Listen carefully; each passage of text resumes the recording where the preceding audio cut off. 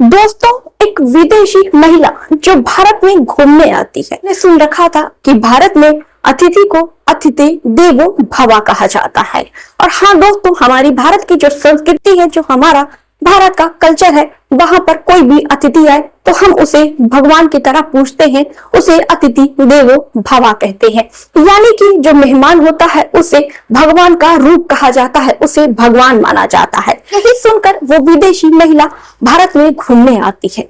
यहाँ पर वो यहाँ वहां घूमती भी है, लेकिन दोस्तों उसके साथ हो जाती है कुछ ऐसी अनहोनी कि वो फंस जाती है एक रिक्शा चालक के चक्कर में। अब वो जो रिक्शा चालक है उसको बहला फुसला कर ले जाता है और अपने दोस्तों को वो भी फोन करके वो बुलाता है। यहाँ पर उस विदेशी महिला के साथ 19 लोग उसके साथ लगातार हैवानियत करते हैं, उसका बलात्कार करते हैं और जब उसकी हालत बहुत ज्यादा बुरी हो जाती है तो उसी अवस्था में, उसे नग्न अवस्था में छोड़कर चले जाते हैं। तो ये जो घटना है भारत को ही नहीं बल्कि इंसानियत को भी, पूरी इंसानियत को शर्मसार कर देने वाली घटना है। इस घटना को मैं आपको सिलसिलेवार से बताऊं और इस घटना की पूरी आपको जानकारी दूं, इससे पहले दोस्तों आप लोगों से एक छोटी सी गुजारिश है कि चैनल पर दोस्तों नए हो तो चैनल को सब्सक्राइब कर लो, वीडियो को लाइक कर दो। दोस्तों आपकी लाइक की मुझे बहुत ज्यादा जरूरत है। तो दोस्तों अगर आप मेरा वीडियो देख रहे हैं तो प्लीज आपसे हाथ जोड़ के विनती है कि चैनल को सब्सक्राइब कर दीजिए और वीडियो को लाइक कर दिए। और दोस्तों अंत में कमेंट करके बताइएगा कि ये घटना आपको कैसी लगी। तो चलिए दोस्तों ज्यादा देर न करते हुए इस घटना की शुरुआत करते हैं। विदेशी महिला जो भारत में घूमने आती है, जिसका नाम रेवांडा होता है और वो मूल रूप से अफ्रीका की निवासी होती है। उसका बचपन से सपना था भारत घूमने का। उसने बचपन से ही भारत के बारे में नई नई चीजें पढ़ी थी, यहाँ के संस्कृति, यहाँ के कल्चर के बारे में उस रेवांडा ने बहुत कुछ पढ़ रखा था। अब जब रेवांडा जब बड़ी हो जाती है, यानी कि वो 24 साल की हो जाती है, जब वो अपने पैरों पर खड़ी हो जाती है तो वो सोचती है कि अब वो भारत जाएगी और उसने जो कुछ भी सुन रखा है भारत की संस्कृति के बारे में, भारत के कल्चर के बारे में, भारत में जो भी घूमने की चीजें हैं, धार्मिक स्थल है, वो उनको देखेगी और अपनी आंख से देखकर उस पर विचार करेगी, सोचेगी, समझेगी। वो एक थीसिस तैयार कर रही थी। उस थीसिस के चलते ही वो भारत को देखने आती है, भारत की संस्कृति को देखने आती है, भारत घूमने आती है। जो रेवांडा थी वो अफ्रीका से चलकर वहां से फ्लाइट पकड़ती है। 16 अगस्त सन 2024 को वो दिल्ली आती है। दिल्ली उतरने के बाद वहां पर वो एक 5 स्टार होटल बुक करती है। वहां पर वो 1-2 दिन आराम करती है। 1-2 दिन आराम करने के बाद वो एक गाइडर बुक करती है और गाइडर बुक करती है तो उससे पहले मालूमात करती है कि दिल्ली में ऐसी कौन कौन सी जगह है, ऐसी कौन कौन सी घूमने लायक जगह है। और रेवांडा जो थी वो खाने पीने की बहुत ज्यादा शौकीन थी, तो उसने ये भी पता किया कि दिल्ली में फेमस चीजें क्या है, दिल्ली में ऐसा क्या है जो पूरे दिल्ली में मशहूर है। और वो खुद भी गाइडर की भी मदद लेती है और खुद दिल्ली के बारे में वो सर्च करती है कि यहाँ पे क्या क्या चीजें फेमस है। तो जब वो सर्च कर रही थी तो उसे दिल्ली का लाल किला, जामा मस्जिद और खाने पीने की भी पता चला कि यहाँ पर दिल्ली का छोला कुलचा बहुत ज्यादा मशहूर है, दिल्ली की कुल्फी बहुत ज्यादा मशहूर है, दिल्ली का मोहब्बती शरबत बहुत ज्यादा मशहूर है। तो वो सब चीजों को वो एक डायरी में नोट करती है और वो मन बनाती है कि वो इन जगहों पर जाएगी। दिल्ली घूमने के साथ साथ वो खाने पीने का लुत्फ भी उठाएगी। ऐसा ही कुछ होता है। जो रेवांडा थी वो पूरी लिस्ट तैयार करती है दिल्ली की। अब वो निकलती है दिल्ली की सैर पर। दिल्ली की सैर पर वो निकलती है तो सबसे पहले वो लाल किला जाती है। लाल किला घूमती है, वहां पर वो तस्वीरें वगैरह खिंचवाती है, बहुत ज्यादा उसे अच्छा लगता है। उसके बाद से वो निकलती है, फिर वो जामा मस्जिद जाती है। उसके बाद से फिर रात हो जाती है, खाना पीना खाकर वो अपने होटल में चली जाती और आराम करती है। फिर दूसरा दिन होता है, रेवांडा दूसरा दिन तैयार होके नहा धो के फिर से निकलती है। निकलने के बाद इस बार वो इंडिया गेट घूमने जाती है और कुछ दिल्ली की मशहूर मार्केट के बारे में भी उसने बहुत सुन रखा था, जैसे कि लाजपत नगर हो गया और सरोजनी मार्केट हो गई, चौक हो गया। तो ये सब उसने दिल्ली के बारे में ये सब मार्केटें बहुत सुनी थी। तो वो मन बनाती है कि आज वो सब मार्केट में जाएगी और देखेगी ऐसी क्या खास बात है।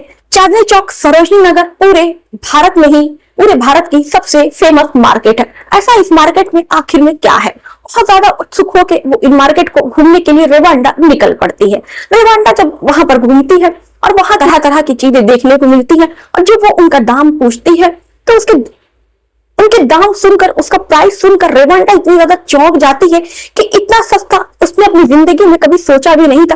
जितना उसे सस्ता सामान सरोजनी नगर में, चांदनी चौक में जितना सस्ता उसको मिल रहा था। अब वो बहुत सारी खरीदारी करती है, बहुत सारी शॉपिंग करती है और उसके बाद से वो थक जाती है और फिर वो अपने होटल 5 सितारा होटल में लौट आती है।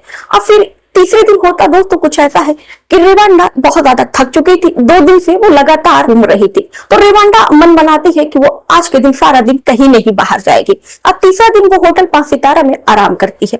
चौथा दिन दोस्तों होता है, फिर वो चौथे दिन मन बनाती है वो खाने की कि चौथे दिन वो सिर्फ केवल दिल्ली की मशहूर चीजें वो खाएगी। उसने भारत के बारे में सुन रखा था कि भारत में गोलगप्पा और चाट बहुत ज्यादा भारत का लोकप्रिय फास्ट फूड है।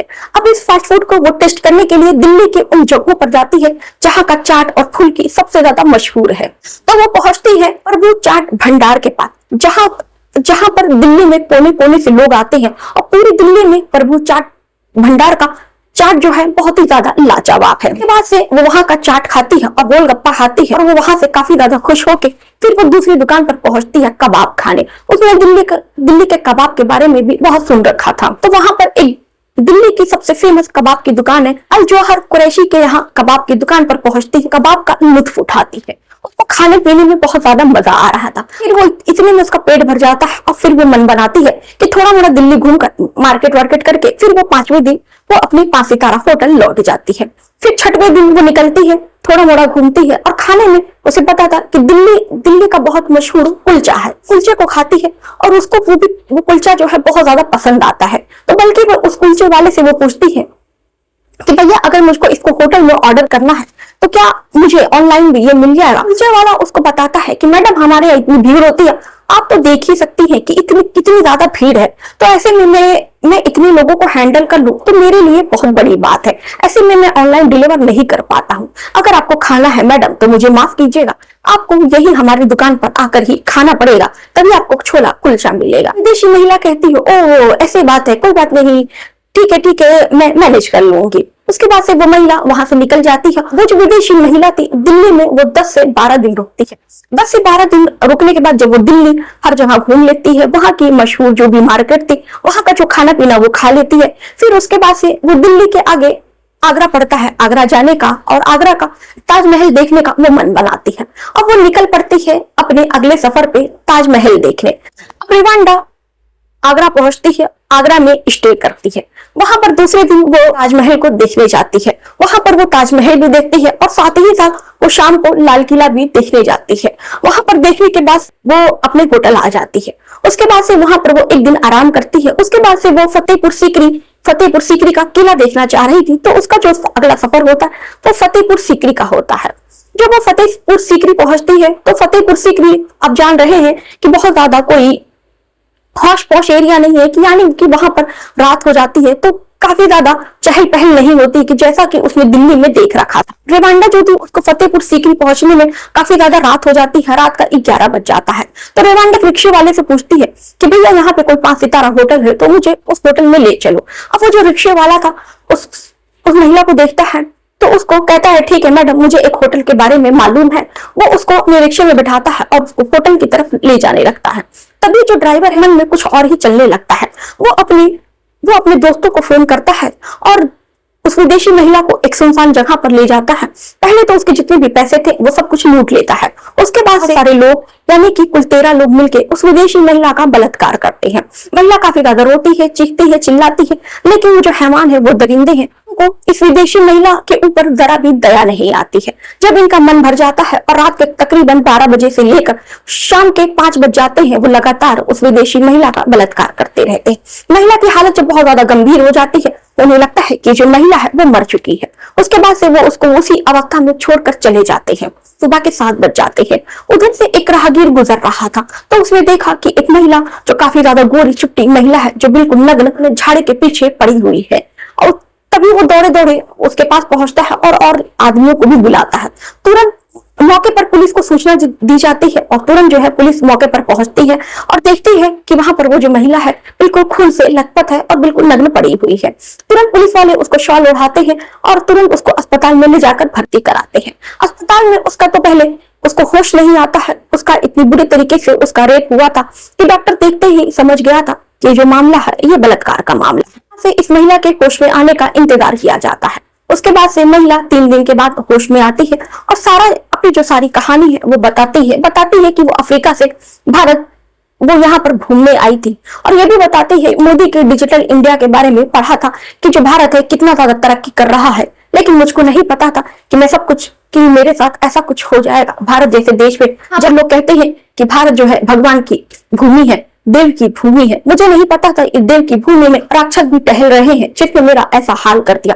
पुलिस वाले भी जब भारत की ऐसी छवि सुनते हैं तो काफी ज्यादा वो भी शर्मिंदा हो जाते हैं और विदेशी महिला को आश्वासन देते हैं कि तुम्हारे साथ ऐसा किया उसको हम जल्द से जल्द गिरफ्तार करेंगे। तो भी आरोपी के आधे आरोपियों को गिरफ्तार कर लिया गया है और आधे आरोपी जो अभी फरार है, पुलिस उनको ढूंढ रही है। तो दोस्तों घटना पर आपकी क्या राय है, आप अपनी राय कमेंट बॉक्स में करके जरूर बताइएगा। आपको नहीं लगता है कि सरकार को इस पर कानून कड़ा बनाना चाहिए कि कोई भी बलात्कारी किसी का बलात्कार करने से पहले एक बार नहीं बल्कि 1000 बार सोचे, क्योंकि हमारा जो कानून है वही इतना खराब कानून है कि यहाँ पर किसी को जल्दी फांसी नहीं होती है।